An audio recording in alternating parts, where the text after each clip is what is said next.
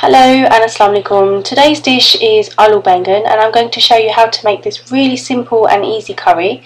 It's a potato, aubergine and pepper curry and it's a really popular Pakistani dish.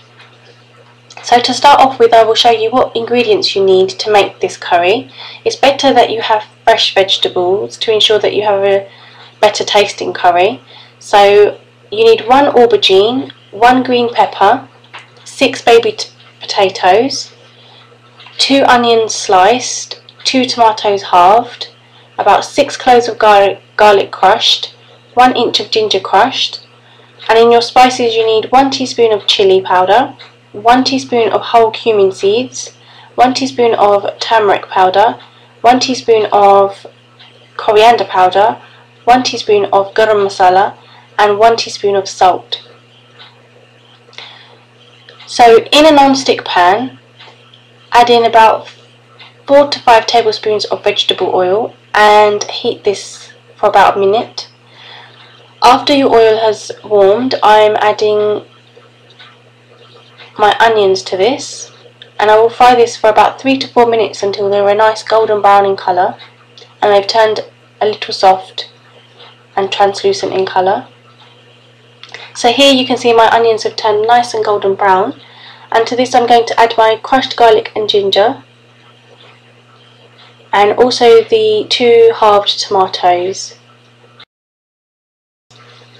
I'm just going to give this a mix and then I'm going to fry this for about half a minute to a minute.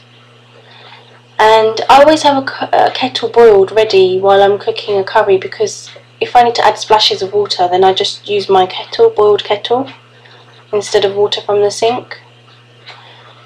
So after that's been frying for like half a minute to a minute, I'm going to add in a splash of water and I'm going to place the lid on this because I want my tomatoes to soften up and cook in the steam. So let this cook with the lid on for about 3 to 4 minutes. Once you remove your lid, you can see that my tomatoes here have softened up, the onions have softened, and when you push the tomatoes with your spoon, you can easily just peel off the tomato skin from your tomatoes. So what I'm going to do is I'm going to remove the tomato skin and I'm going to discard this because I don't want any tomato skin floating about shriveled in my curries. And I'm just going to continue doing that until all of the tomato skin is removed from all of the tomatoes.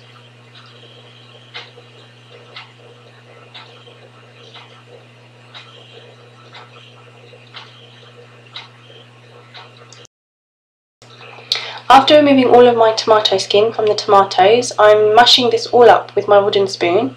So just mix it and mush it until everything is soft and carry on cooking this on a high flame for about 3 to 4 minutes.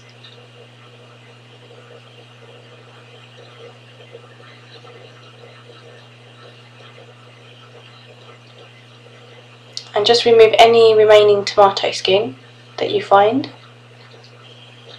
So this has now been cooking for about 3 to 4 minutes. You can see that the oil has started to separate and everything is really nice and soft.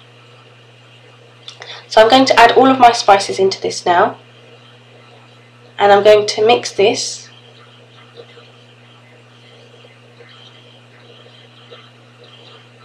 And I'm still cooking this on a high flame.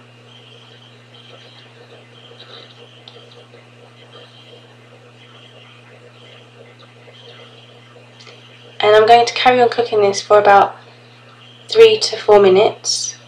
And while that's cooking, I've sliced up my aubergines, potatoes and peppers into chip shape. It's the same with my potatoes and with my peppers.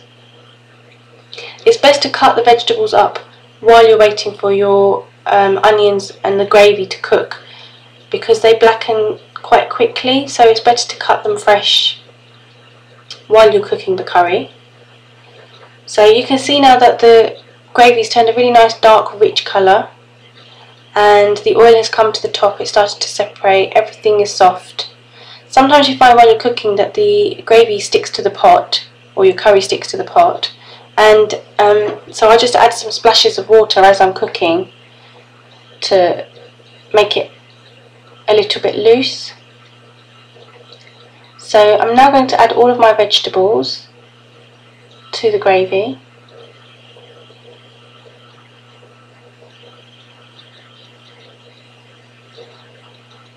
And mix this really well so that it's coated in all of the gravy.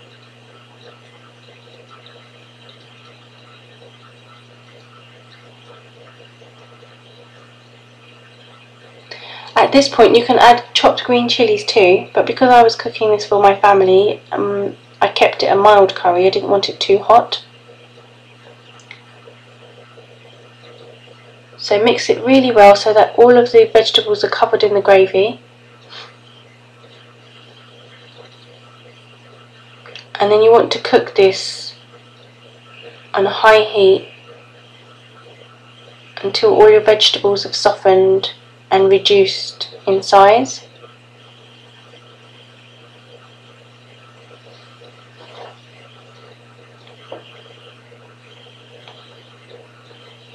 So you can see here this has been cooking for about 5 minutes. You can see how it's all changed in colour. Everything's really nice and soft. It's darkened in colour. The aubergine and the potatoes have taken on the colour of the gravy, and the vegetables have also reduced in size. So carry on cooking this on a medium to low heat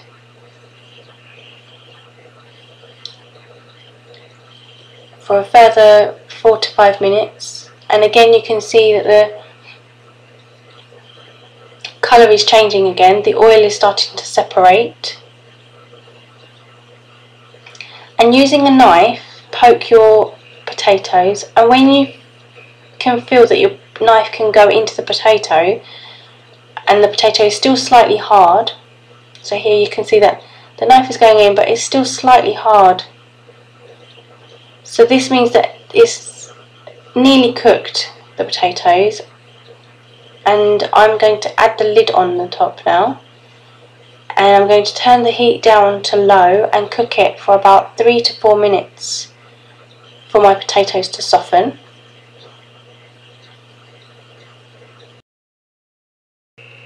So this has now been cooking for about 3 to 4 minutes, and you can see that it's been cooking really nicely in the steam.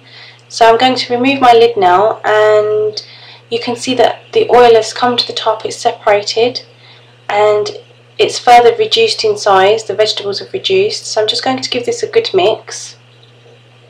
Now when you add your vegetables, you don't need to add any water to this, because the vegetables release their own water and will cook within its own water. So don't be tempted to add any water because you think the gravy looks too thick or it's sticking. It should cook in its own water. So using my knife, I'm just going to poke my potatoes again, and I can see that these are soft, but they're still slightly, a little bit hard. So I'm going to carry on cooking this for a few more minutes, just to make sure that my potatoes are really nice and soft. So it's just simmering on a low heat. This curry is really nice to eat with chapatis, naan bread, boiled rice, with some salad. So this curry is now done, and I'm just going to mix it one last time.